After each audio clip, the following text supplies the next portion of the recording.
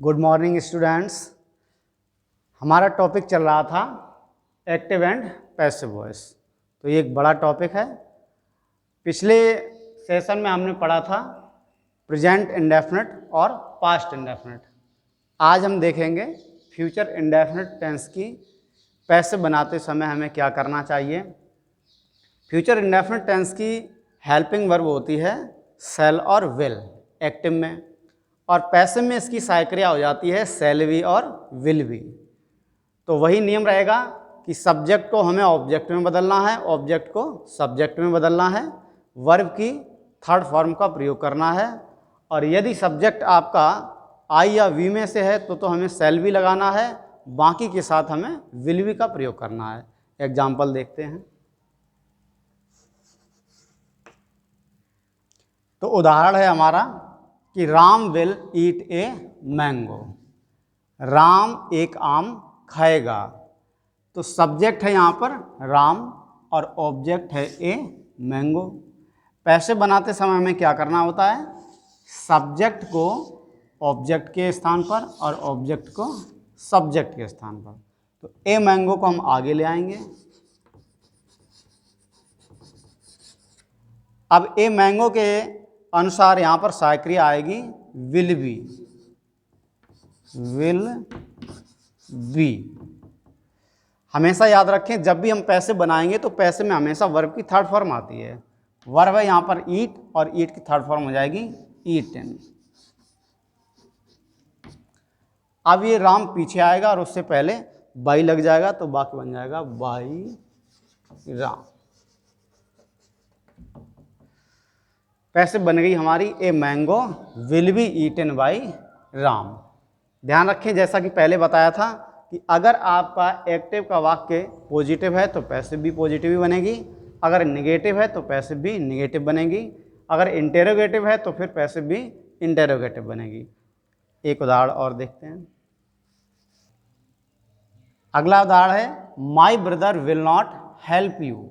अब की बार सेंटेंस आपका नेगेटिव है, सब्जेक्ट है माई ब्रदर और ऑब्जेक्ट है यू। तो यू को आगे ले आएंगे। अब यू के अनुसार सहायक्रिया आएगी विल नॉट बी। ध्यान रखें, विल बी सहायक्रिया होती है लेकिन वाक्य नेगेटिव है, इसलिए हमें नॉट लगानी होगी बीच में, यानी वाक्य बन जाएगा विल नॉट बी। फिर वर्ब की थर्ड फॉर्म लाएंगे और वर्ब है यहाँ पर हेल्प। हेल्प की थर्ड फॉर्म हो जाएगी हेल्प। सब्जेक्ट पीछे पहुंचेगा, उससे पहले बाई लग जाएगा बाई माई ब्रदर। तो सेंटेंस बन गया हमारा कि you will not be helped by my brother. अगला उदाहरण आपका इंटेरोगेटिव सेंटेंस का होगा। जैसे सेंटेंस है आपका कि will Mukesh learn a poem. तो वाक्य आपका प्रश्नवाचक है और सहायक्रिया से प्रश्नवाचक बना है। तो ध्यान रखें, पैसिव भी हमें इसी प्रकार से बनानी है। मुकेश यहाँ पर सब्जेक्ट है और ए पोएम ऑब्जेक्ट है। तो ए पोएम आगे आएगी और इसी के अनुसार सहायक्रिया लगाएंगे तो हो जाएगा विल, और विल के बाद आएगा ए पोएम। ध्यान रखें, सहायक्रिया विल भी होती है लेकिन हम एक साथ नहीं लगाएंगे। पहले हम विल लगाएंगे, फिर ऑब्जेक्ट आ गया आपका आगे सब्जेक्ट बनकर, और उसके बाद में बी आएगा। अब वर्ब की थर्ड फॉर्म लगाएंगे लर्न्ड। मुकेश को पीछे लाएंगे, उससे पहले बाई लगा देंगे बाई मुकेश। तो वाक्य बन गया हमारा will a poem be learned by Mukesh. तो इस प्रकार से हमने अभी फ्यूचर इंडेफिनिट टेंस की पैसिव बनाना सीखा। अगला टेंस हमारा आएगा प्रेजेंट कंटिन्यूअस टेंस। अगला टेंस है हमारा प्रेजेंट कंटिन्यूअस टेंस। तो प्रेजेंट कंटिन्यूअस टेंस की सहायक्रिया एक्टिव की होती है इज आर एम। एक वचनकर्ता के साथ हम इज लगाते हैं, बहुवचन के साथ आर, और आई के साथ एम का प्रयोग करते हैं। पैसिव में हमारी सहायक्रिया हो जाती है इज बीइंग, आर बीइंग और एम बीइंग। तो देखते हैं हम इसका उदाहरण।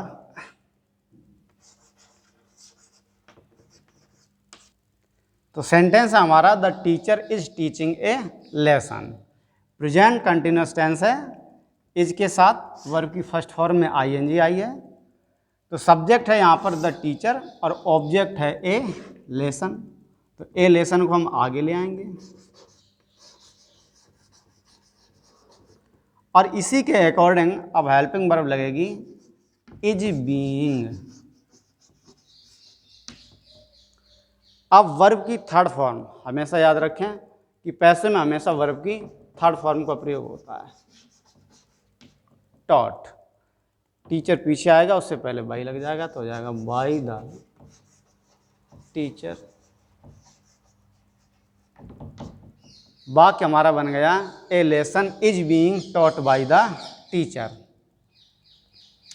अगला उदाहरण देखते हैं।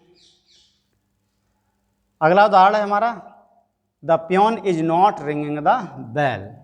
चपरासी घंटी नहीं बजा रहा है। तो नेगेटिव सेंटेंस है, सब्जेक्ट है हमारा द प्योन, ऑब्जेक्ट है दी बेल, द बेल आगे ले आएंगे। अब इसके अनुसार साइक्रिया आएगी इज बीइंग, लेकिन हमें नॉट भी लगानी है तो हो जाएगा इज नॉट बीइंग, बीच में नॉट लगेगी। वर्ब की थर्ड फॉर्म लगाएंगे रंग, रिंग रैंग रंग। अब सब्जेक्ट आपका पीछे आएगा, उससे पहले बाई लग जाएगा बाई द प्योन। तो वाक्य बन गया the bell is not being rung by the peon. Next example है आपका, अगला सेंटेंस है why are you not helping me. तो वाक्य आपका प्रश्नवाचक है और प्रश्नवाचक शब्द व्हाई से बना है। तो पैसे बनाते समय हमें क्या करना होगा कि जो ऑब्जेक्ट है आपका मी, ये आगे आएगा और इसी के अनुसार हमें सेंटेंस में सबसे पहले प्रश्नवाचक शब्द लगा लेना है, फिर साइक्रिया आएगी। साइक्रिया जो आएगी वो इसके अनुसार आएगी, मी के अनुसार। मी आगे आएगा तो आई हो जाएगा और वाक्य बनेगा एम आई, क्योंकि आई के साथ एम का प्रयोग होता है तो हम एम को इसके आगे लगाएंगे। व्हाई एम आई नॉट, तब आएगा बीइंग। फिर वर्ब की थर्ड फॉर्म लगाएंगे हेल्प्ड बाय, यू जो है पीछे आ जाएगा, प्रश्नवाचक चिन्ह लगा देंगे। तो वाक्य बन जाएगा why am I not being helped bye you. अब कल आपका पास्ट कंटिन्यूस और इसके बाद आपका चलेगा परफेक्ट टेंस, क्योंकि फ्यूचर कंटिन्यूस टेंस की पैसे बनती नहीं है। तो फिर पास्ट कंटिन्यूस के बाद सीधा आएंगे हम प्रेजेंट परफेक्ट पे। तो तब तक के लिए धन्यवाद।